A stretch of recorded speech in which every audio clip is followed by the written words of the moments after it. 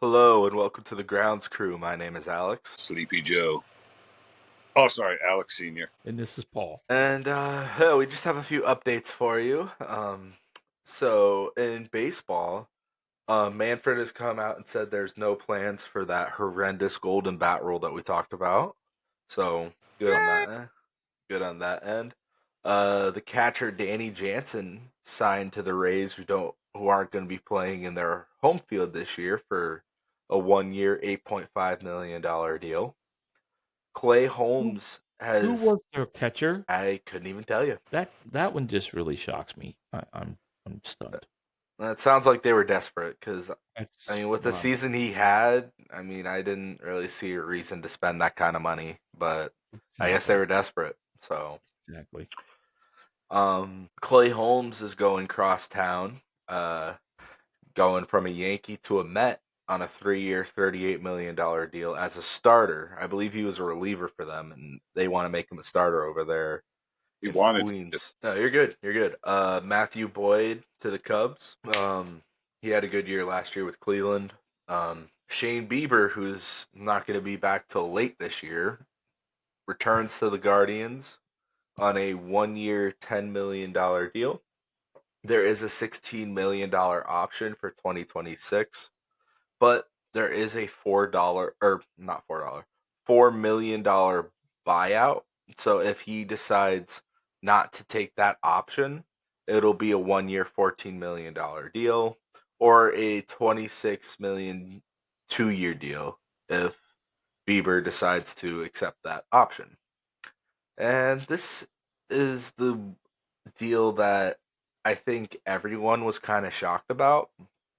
Because it looks like the Oakland Athletics are really being the real life major league movie, and it worked out for the owner instead of the players actually turning it around and being good. 'Cause now the A's are out of Oakland, and Luis Severino has signed with the A's on a 3 year, $67 million deal, which is the most the A's have ever spent on a contract in franchise history. So is that a smack to Oakland? Yes, I think it is. Yeah. I think it's a smack to the town. which is exactly why I thought the Rays should have went there. They would have thrived.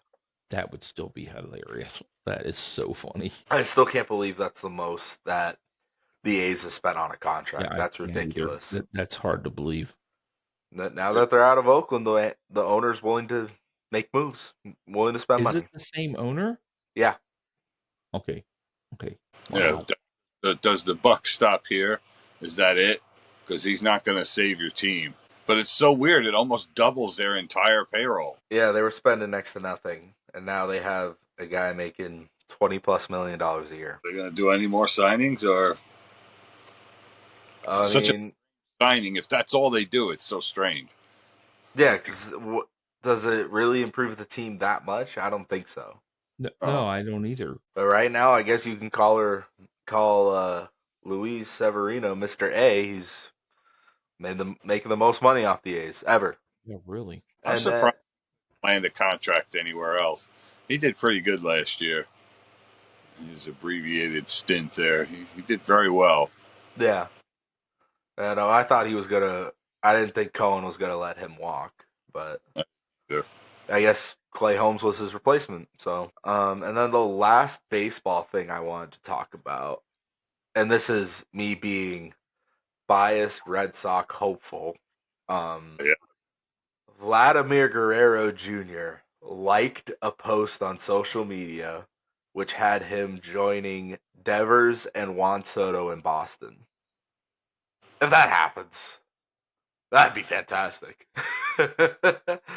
Oh, I would be so excited if that happened. But I'm really trying not to get my hopes up because I don't think it will happen. But I think it's a little too late. My hopes are a little up, and I'm really mad at myself for that. Well, that shakes up that division like crazy. And since I'm a Yeah, Baltimore Orioles fan, that really is like, no, please do not do that. especially if you guys don't do anything this year. Yeah, really. And right now, it's not looking too promising. And it's still early. It's still early, but I It doubt is. you It's guys very, yeah. sign Burns or Santander back. I really don't think at this point. I don't see them signing there I don't either. I don't either. because I wish I could say otherwise, but I don't see it either. I mean, even though Baltimore has the new ownership group, I Yeah. mean, Yeah. spend the money, show us, prove us wrong, please. Yeah. Yeah, Yeah, really. I agree. prove it. I But believe that is Vlad everything Jr., baseball. Well, I Vlad Oh, see the Jr., Vladimir Guerrero wow. move. Oh, sorry, No, Vladimir go Guerrero right ahead. going to the Red Sox. I see him rejuvenating and almost becoming like a Manny Ramirez in Boston. So I know I kind of joked about that earlier, saying it's kind of like Manny Ramirez Big Poppy Part Two, but it really isn't because of you have two great hitters in Soto. If they get Soto, I mean that would be just ridiculous. Soto and Vladimir with Peppers. That's a great 1, 2, 3 punch in a great ballpark. I think that would be really amazing. I mean, I, but I do want to ask you about something. You said a rejuvenation for Vladdy if he goes there. yeah, Vladdy just had a great year. A oh, that's true. great year. That Uh, is 30 homers, 103 RBIs, a wow. 323 batting average, 396 OPS, and a 396 on base percentage, and a 940 OPS. Wow. Okay, so what happens to Bichette in the midst of all this? I'm surprised he's still in Toronto. Because Hmm. Bichette and Vladdy are sort of like besties, and I can't imagine. I mean, what happens to him? He just gets left holding the chain there, or what? Well, I mean, they came up around the same time. I think Vladdy has 1 year left in Toronto, if I'm not mistaken. So Bichette probably has that same time frame ish as well. I would So think at least around the Wait, same time frame. Guerrero's I mean, now that like Vladdy kind of just made a public statement that he doesn't want to be there anymore. So I mean, I after something when your player does something like that, I mean, you either keep him or get what you can for him because Exactly, he doesn't want to stay.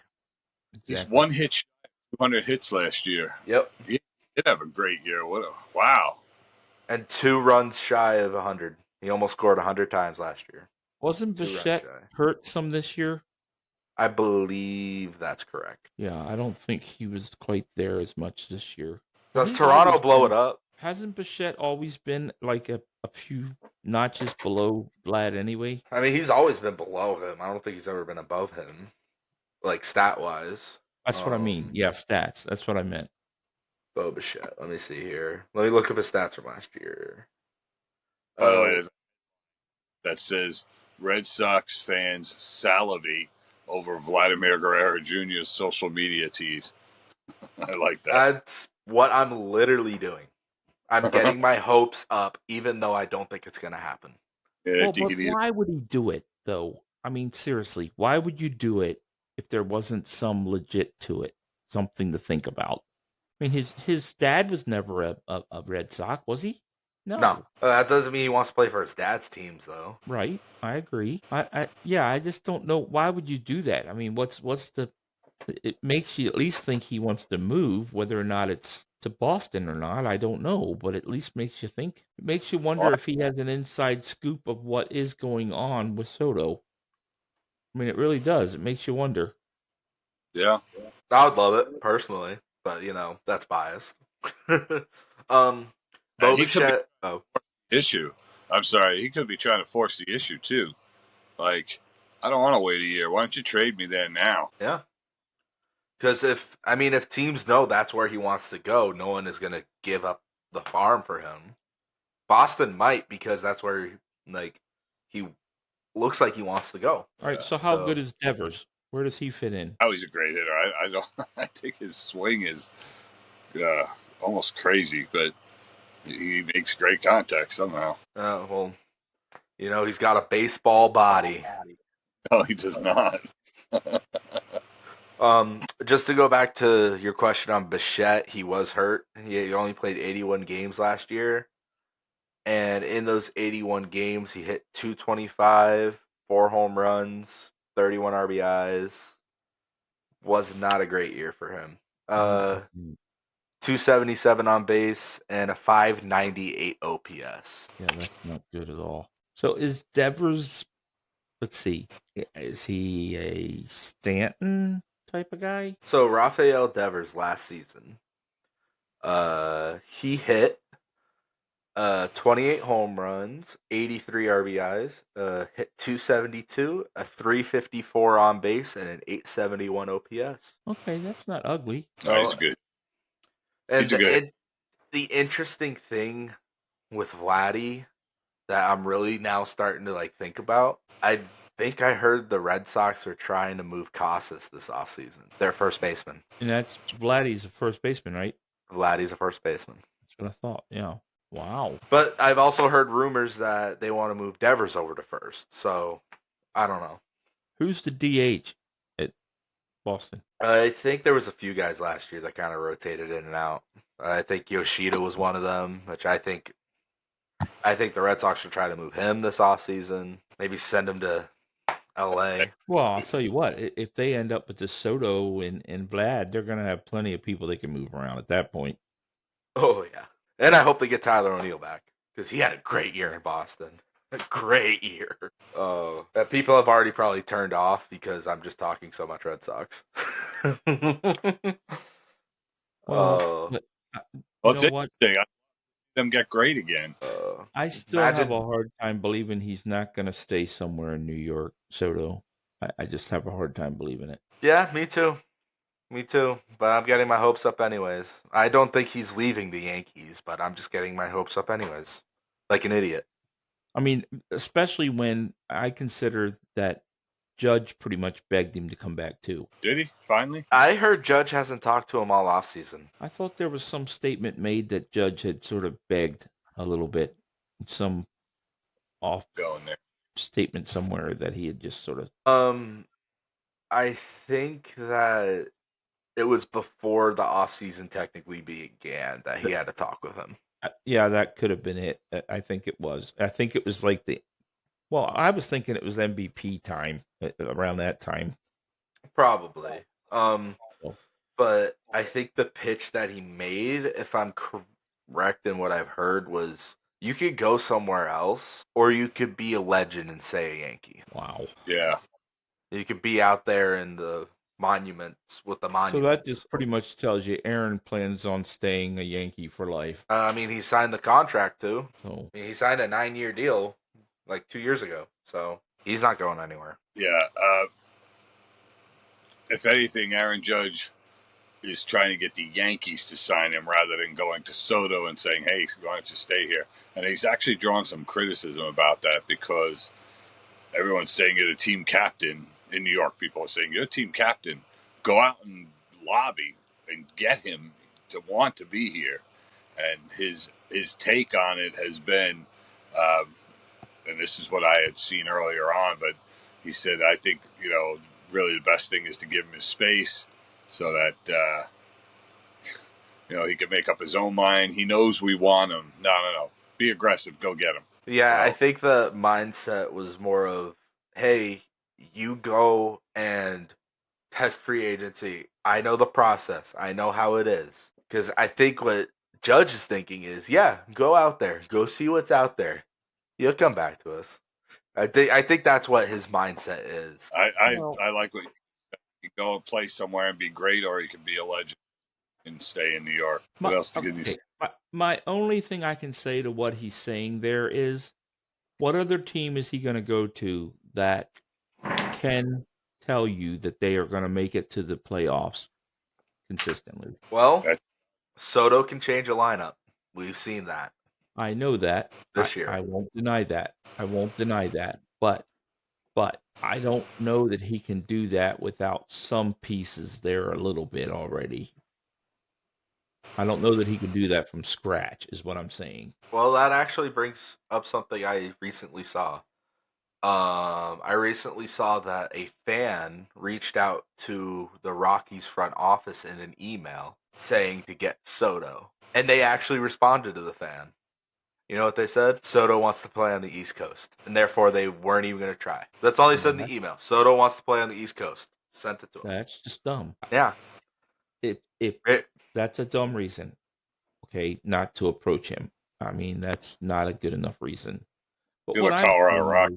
what I'm What saying do you is, a team like the A's, a team like the White Sox, can he actually go there and make a difference in 1 year? No, I don't think he can. Not him alone.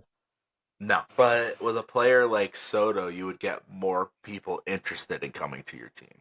Oh, absolutely. I believe that. Yeah. But like a definite, like at least playoff team, you're looking at Yankees, Mets with all their spending and doing because they made the playoffs last year. I think Milwaukee's a playoff team, either wild card, whatever. If the Reds step it up, and the Dodgers. I'll even throw Houston in there because Houston's, even though they didn't make it far last year, they're still Houston. He's going East Coast. He's not going to Houston.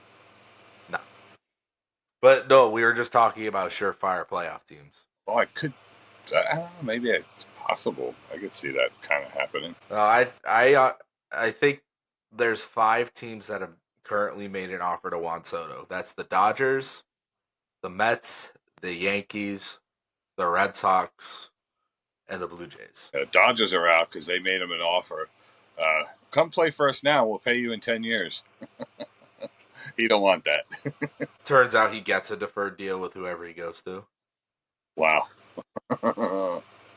I bet he does. At least somewhat. With all the deferments that the Dodgers are doing, I mean, you got to keep up with your team somehow. At least a little bit. At least a little bit. Yep. Yeah. Out of those 5 teams, I mean, my hopes are really getting up there, but I know that it's going to be for naught. He had great talks with them, and I know that there was a thing that came out after he talked with the Red Sox about how he was questioning their commitment to winning. That was very important to him. And if they're talking about signing Vladimir Guerrero next year and making a lot of moves, that might have appealed to him. But again, yeah, I think he stays a Yankee. Big Papi is helping the Red Sox recruit him. So there you go. Once you get Big Papi involved, I mean, it's hard to say no to Big Papi, David Ortiz. Anyways. Yep. Any other baseball thoughts? Not that I know of. Old silly golden bat is over with. Why would you even bring up such a ridiculous idea? And all baseball fans can rejoice over that. So the winter meetings are coming up. They're just here in a week or so. There should be. Do we think Soto signs before then?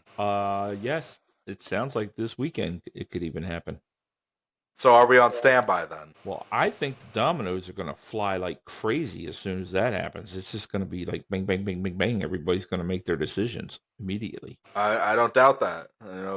We could, once Soto does sign, we record that night, and then while we're recording, I wouldn't be surprised if we got notifications like, "Oh, this guy goes, oh, this guy, oh." Exactly. Yeah. It's gonna be like pop, pop, pop, pop, pop, pop, pop, pop. Yep. Click. And I think I heard a rumor that Pete Alonso hasn't gotten an offer yet. I don't doubt that. He's one of the dominoes that's going to fall. But 0? I don't know. Alrighty, are we combining this episode, or are we dishing their offers out to Soto? They're like, please come to us, please come to us. And once those dominoes fall, it'll be all right. Now we can talk about other people. Peter Alonso. Peter. So do we want to get into football, or is that another episode? We're at 23 minutes. Yeah, I think we'll be fine. Go for it, Paul. Okay. Lead the way. So we're going to talk about some college football to start with. And we had some games tonight, and all of those are done because this is championship weekend. And so I want to go over tonight's games. The first one that I'm going to go over is the CUSA Championship. It was between Western Kentucky and Jacksonville State, and that game was quite the blowout. Jacksonville State won 52-12. The next game was 2 ranked teams, and this was Mountain West Championship. It was between UNLV, which was ranked number 22nd, and Boise State, or excuse me, UNLV was ranked number 20, and Boise State, which was ranked number 10. And that championship game was played at Boise State, and they had a perfect record at home this year, and that continues because they won the game 21-7, which I had them winning that. I picked before they won, obviously, and I'm glad that they won that. One thing that is part of the question is what's going to happen with the rankings. They're already at number 10. Since they beat a number 20, they should go up a little bit, but there's a lot of questions of how far they're going to go up, if at all, um, because there's not a ton of teams above them that were playing. I'll tell you some here in just a minute. It depends upon what those teams above them do as to how much they would move. That's And exactly then what the I was third, gonna say. yeah, the third game was another conference, which is the American Championship Conference, and that was Tulane against Army. Army was ranked number 24. They were another that was playing at home. They were another team that had not lost at home, and again, they have not lost. They won the game 35-14. Army should be playing, I believe it's not this weekend, but next weekend against Navy. That's the only game that gets played. It's a military game that gets played. They're the only ones that play that week. And actually, Navy's pretty good this year. It should be a good game. Army should win that. But anyway, they won, and so they are the American Championship. Now, there are some great games tomorrow, and I just want to quickly go through those and just give you what I'm thinking as far as who's going to win, and tell you about these games that are coming up. So they're not necessarily in any order. I'm just going through them. The Big 12 championship is Iowa State against Arizona State, and I am picking that. By the way, both of them have a 10-2 record. Um, this is a very tight game. The spread for that game, according to ESPN, is 1.5. That is a very close game in football. Usually, you're closer to at least a field goal, which is 3 points, and this is a 1.5 spread. So that means it's a pretty much pick 'em game. And Iowa State is ranked 16, and Arizona State is ranked 15. And like I said, they both have a 10-2 record. They are playing in Arlington, Texas, so neither one of them have a home field advantage, and so it really is a pick 'em game. And I just happen to be going for Iowa State. I don't know why. I can't tell you why. I just happen to be going for the quote maybe underdog just because they're ranked one Yeah. below Arizona State. The next game is a MAC championship, and neither one of these are ranked teams. They're both from the state of Ohio. It's Ohio at Miami of Ohio. Um, both of these have a 9-3 is Ohio's record. Miami of Ohio is 8-4. So again, this is going to be a very difficult one to pick because they both have some losing games. It's being played in Michigan. Neither one of them have home field advantage. So this would be another one of those pick 'em games. Um, I'm going with Miami of Ohio. That happens to be where the spread is, and again, the spread is only 2.5, which means it's a very pick 'em game. Then there's the next game I'm going to talk about is a big one, and that happens to be the SEC championship. And the SEC championship this year is between number 5 Georgia and number 2 Texas. Now, this will be a big game, and it's going to be played Hmm. in Atlanta, Georgia, which Oh no. gives the advantage to Georgia. That is not their home field, though, but it will still give a little bit of advantage to Georgia. I'm actually going for Georgia simply because of they have played some more championship and have been deeper into the season than what Texas has. Forgive me tonight. I had 4 teeth pulled earlier this week, so I am talking a little funnier. And I'm sorry for that. Um, Well, you but actually sound better. no, thanks. Yeah, thank you. So, so Georgia, the only reason I'm picking them over Texas is because of that slight advantage of being close to Mm. home, and also they do have that depth of being a team that has played championship games several years now. That's the only reason I'm giving them an advantage. Actually, they have a 10-2 record, and Texas has 11-1 record. Texas does have a slight spread advantage if you want to go with spread stuff, 2.5, which is not big at all. Um, the next game is the Sun Belt Well, Championship. let me just say Yeah, go right something ahead. about Go the right ahead. previous game. This is my thoughts. Having a championship game in Georgia, it doesn't matter where it is in Georgia, but if it's in Georgia and Georgia's playing, that's not just a slight advantage. That's a huge advantage.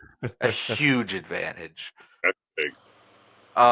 But football, just like everything in Texas, it's bigger in Texas. Oh yeah. I, I think that's what carries Texas over. I think Texas wins. And I apologize to all my Georgia fans out there. I know I do have a few. We do have a few, surprisingly. Um, Fans, my fans. I think Texas is going to win in Georgia, and there may be a riot. If there's going to be a riot, it would be that game. I can tell you that. They By play the capture way, the I flag. wouldn't be shocked that Texas fans travel well, so I wouldn't be shocked if there's a lot of Texas fans there. Um, No, I wouldn't either. I wouldn't be surprised about that. What do you so the think, next, Paul? Paul? Do you think they'll play capture the flag after the game? oh wow, you know what? I really think that there's going to be some major discussion beforehand about that kind of stuff because they're not going to have it. That Oh, is I not don't. going to look good at all. Yeah, I don't think Georgia would allow that to happen. Well, here's the thing, okay? These aren't rival games. These are Mm-mm. championship games. There's a difference, okay? Those are rival games, and rival games are just ugly. These are championship games.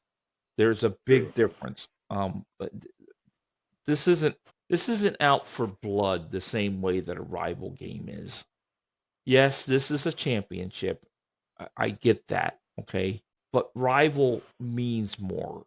I know that doesn't Yeah. make any sense, but if you understand I mean, football and the way it is in the South, it does make sense. So that's the difference. So no, I don't What think time you're is gonna that have game that on? problem. What's that? What time is that game on? I can look that up. Hold on. 4 o'clock on ABC. Yeah, that will That's when be I just clock in. definitely watched a lot. There will be a lot. There's a lot of SEC fans across the nation, not just in the South, and that will be watched a lot. I can guarantee you that will be one of the games of the day. Um, so another one is this one isn't as important. The Sun Belt Championship, and it's Marshall at Louisiana, and this is being played in Louisiana. And again, I'm giving them that home field advantage. Is the only reason why I'm picking Louisiana. Marshall has a 9-3 record. Louisiana has a 10-2 record. Um, but probably the game of the day will be the next one, and that is the Big Ten championship. And this will be number 3 Penn State with 11-1 record playing Oregon, who is undefeated, 12-0, number 1. They are not playing, they're playing at a neutral spot in Indianapolis, Indiana. Oregon has a 3.5 spread advantage. This right here is practically the championship game, period, for the year. Whoever gets this is practically the champion. This is an amazing game. I don't know who's going to win this game, to be honest about it. I have Oregon winning, but Penn State has a chance. There's no doubt about it. I am not going to say that Penn State can't win this. And if somebody wanted to argue that, I would not argue with them. Penn State has a chance. There's there's no home field advantage, and this uh, might argue with me about this. There is a difference of the way that the West Coast and the East Coast play ball, and it is going to be shown right here.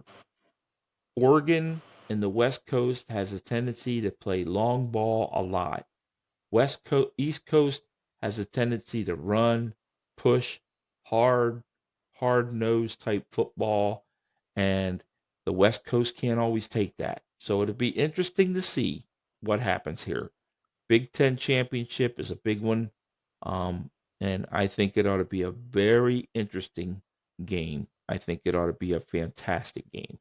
And then the last Uh, one is yep, go I've right got ahead. Oregon. I've got Oregon winning that one, but I'm rooting for Penn State. That's practically the way I am. I'm sort of the same way. Even though I wouldn't be shocked if Oregon goes undefeated, period, the whole year. I would not be shocked at all. The last game, I'm going for a very strange. Many people are going to disagree with me, and I almost disagree with myself. And I'll explain it as I go along. It's the All of ACC us. championship, and that is Clemson, which is ranked number 17, and SMU, which is ranked 11-1. So SMU is brand new. And by the way, this is being played in Charlotte, North Carolina. Um, SMU, this is their first year in the ACC. Clemson has been in the ACC a long time and has been champions of the ACC for a long time. I'm actually picking Clemson here, and I don't know why. I mean, I used to live near Clemson. I've been to Clemson games, so maybe I'm a little biased, but that's not the only reason. Part of the reason is because their coach has been there. Dabo Sweeney's been there for a long time, and he has coached them to many, many championships, many, many ACC championships. He's even coached them to being number one in the nation. And so he knows what it's like to be in these big games. SMU is brand new to ACC. They're brand new to being this good. And I'm just not sure that they've got, I'll say this, whether they win or lose, they've had a great season. The other thing is, SMU doesn't really have a rival game. Clemson lost their rival game to South Carolina. They're coming out for blood. They're coming out for Good. we messed up. We lost our game. We want this ACC championship. But see, their rival is not in the same division or same conference. South Carolina is in the SEC. And so because of that, now they can come in and say, well, yeah, we messed up our rival, but we did win our championship for our conference. So I think Clemson has a little bit more to play for. And so because of that, I have them winning the game. This should be a very good game. I so it's one of these times when sort of like what we just now said with the Oregon Penn State, I'm going for Clemson, but more than likely SMU will win. They have a better chance of winning, and they have a better record, and also they're a good team. But again, this spread is at 2.5. So these games are such pick 'em games that it's very difficult to know what to say. If and I'm not a betting person, but if I was a betting person, these are very difficult games to bet on because of how tight they are. There's just, and that's the way a championship game should be. It should be your best two teams of a division of a conference, and that's how tough they should be. They should be pick 'em games. They should be a field goal or less. That's the way they should be. Um, and so, well, you can't have less, but a field goal. A touchdown or less, I should say. And so, the funny thing is that some of these games tonight were absolute blowouts. I don't expect that tomorrow. I think some of these ranked teams should be very tight games. and I don't expect that to happen tomorrow. Tonight, it was not two ranked teams playing except for the one, but they were 10 points different. And so 21-7 was not necessarily a big shocker. But I don't think that's going to happen from here on out in all the games. I think they are going to be some tight games tomorrow. Um, just switching real quick, unless you have something to say with college football, I wanted to switch to NFL. I was just gonna say that the one thing SMU doesn't have is Dabo Sweeney, which you kind of touched on earlier. And that Yeah, could really give Clemson the advantage. yeah, yeah, yeah. It's just that depth of knowledge in having that type of you've been there, done that in coaching. Yeah, the Um, the yeah, experience of yeah, the big experience games. exactly, exactly. And what I mean by that experience is to be able to keep your guys, college guys, calm. And hey, guys, don't worry about that. Yeah, yeah, we just now fumbled. We'll be fine. This is just one part of the game. You know, whereas a newer guy can just get rattled to death in a championship game if some one thing happens, and then it can just tumble into, your whole game falls apart from one play. That's the kind of thing I'm talking about. That's the kind of stability that you need once you get into a championship game. That's, you know, Fine. and I hate to swing Oh, right back to baseball, but that's what I look forward to seeing with Terry Francano. For I can't get his name out. Terry going to the Reds. I think he's going to Mhm. calm down that young team. He's going to calm down De La Cruz, and you're going to have a team. I expect them to possibly do the playoffs next year. I really do. Simply because that's the kind of coach he is. If He'll they have an go in active there. off season, I agree with that. Like a He just good goes active in off there and season, I agree calms with that. down people. He's an older guy. He's not scared to put them in their place and say, "Hey, just calm your jets, buddy. You're not that good. I've seen better." And that's what they need. They need to just some of those young bucks need to be calmed down a little bit. Just calm yourself down. You're not as good as you think you are, and you're good, and I want to help you. And that's exactly what sometimes needs to be said to some of these young people when they come up thinking they're the cat's meow.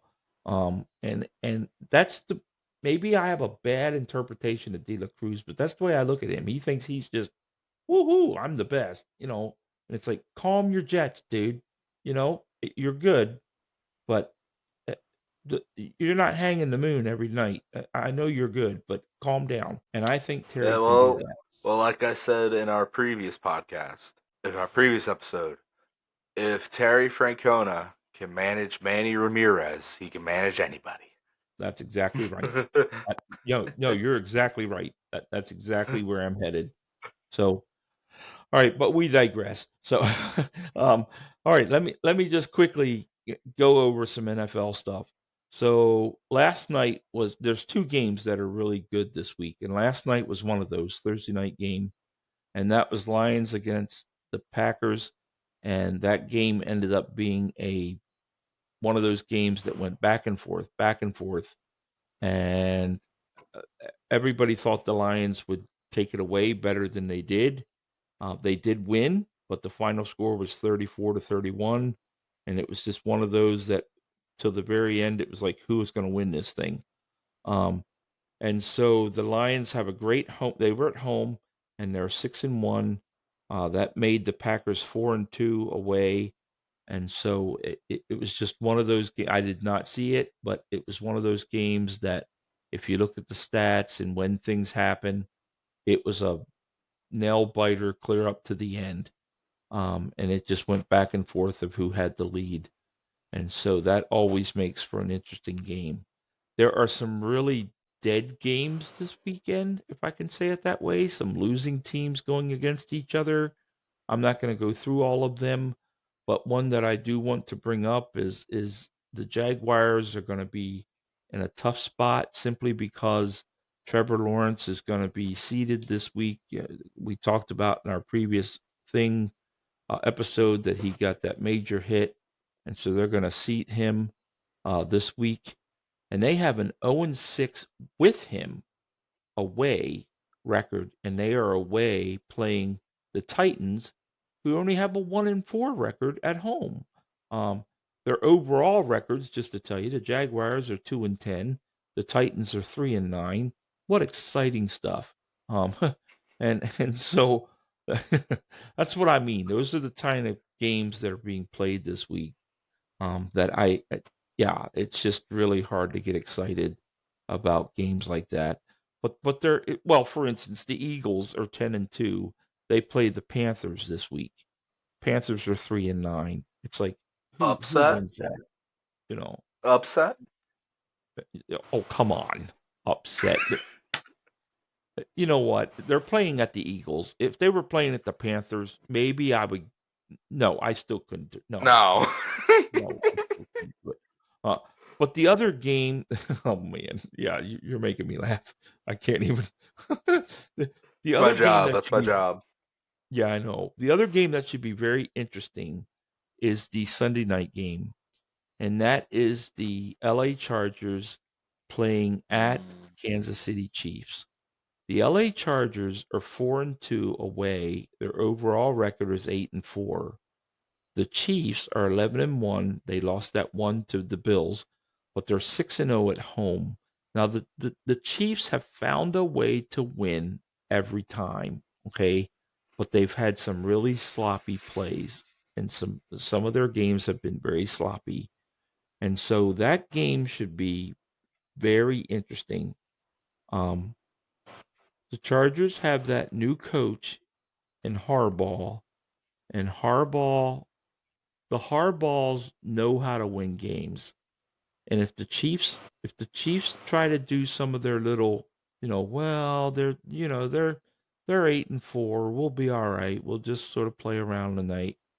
And listen, the Chiefs don't have a lot to play for. They already have a playoff spot, period. They already have it clinched. Okay? So really they don't have a lot to play for. But if there's any team that could absolutely shake their chain, it would be the Chargers. And that's the kind of coach that Harbaugh's are, both of them. Um, and then just another game that should be interesting. I mean, it doesn't mean anything because they both have losing records.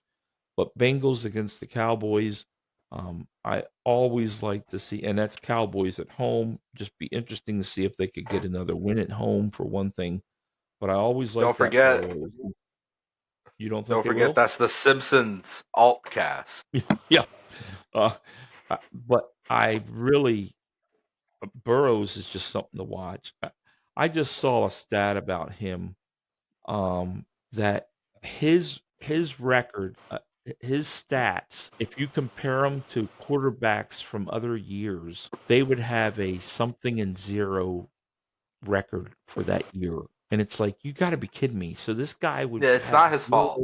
losses or zero wins, or yeah, zero losses if he was with another team and playing another year.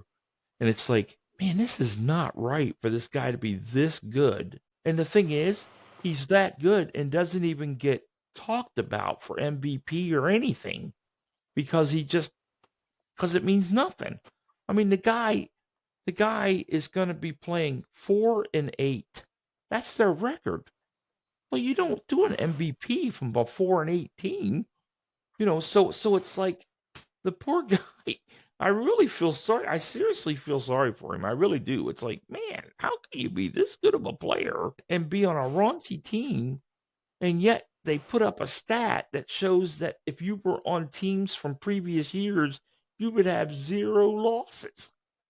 And it's like, you got to be kidding me. I mean, and So this is is the comparing him to defense like the problem? Brady and all these guys that have done phenomenal stuff, and it's like, this doesn't seem right.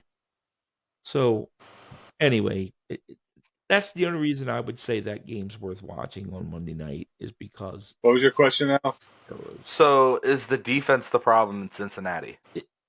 It is part of the problem. That's not the only problem. He doesn't have anything to pass to. I mean, the funny thing is he does have points, so he Well, does he get has it. Jamar Chase. He does have Jamar Chase. Yes, he does. and those two have been around together forever. But that's the Hmm. only part of the package that they have. And so that's what I'm saying. They don't have enough offense. But yes, defense is part of their problem. And Right. so between the two things, not having enough offense and then not having hardly any defense at all, that's your problem. Um, Right. and Yeah, and they so had Joe Mixon as a running back, and he's doing great things over in Houston now. But they just I let him know. walk. There was a bad relationship there.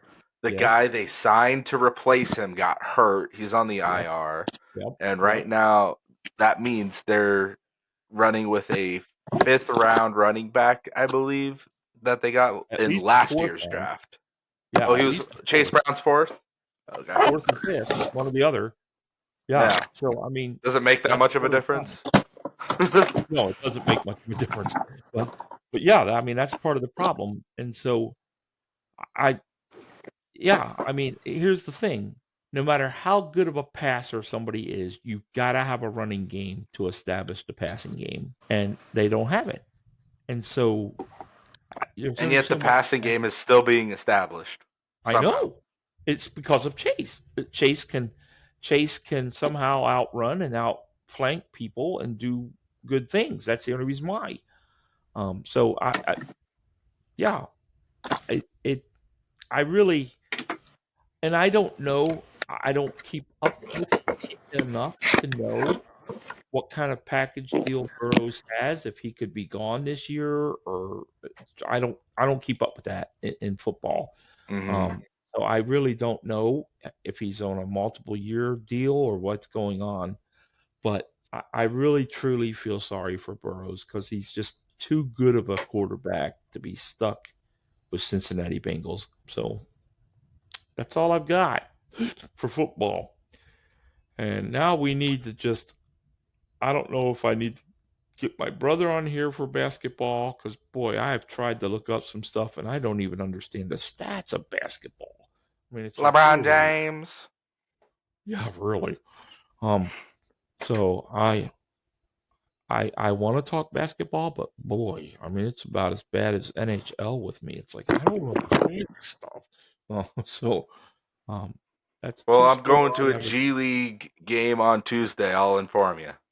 There you go. That will help. Are you going to see LeBron's son? No, well, Okay. I don't think so. I don't think so. Because No, he's I'm playing seeing back and the. forth with, if I understand, he's doing part of his time with the Lakers and part of the time with the G League of the Lakers is what he's doing. So I don't know how that works, but that's what he's doing. So Up and down. Yeah, I did see him in the G League. I don't know if that's where he's so like just yeah, stationed or if he's going back and forth. I'll try to do some more research and at least get into NBA so we can at least do some kind of podcast about NBA eventually. Um, but I've got a lot of work to do to figure out basketball. I can tell you that. Alrighty, so I am going to be seeing. Where is it? I don't know. That's my answer. I don't know who I'm seeing. The I real feel Grand Valley Vipers is the home team, so go Vipers. all right. Very good. Well, it's been Alrighty, real, guys. yes, it has. Um, it's been huge, as the people are now saying. This is the Grounds Crew. Please like, subscribe, comment. Hold We on. are on social media. We are on Instagram and TikTok. Please give us a follow there, like, comment there as well. And we will see you in the next one. Thanks.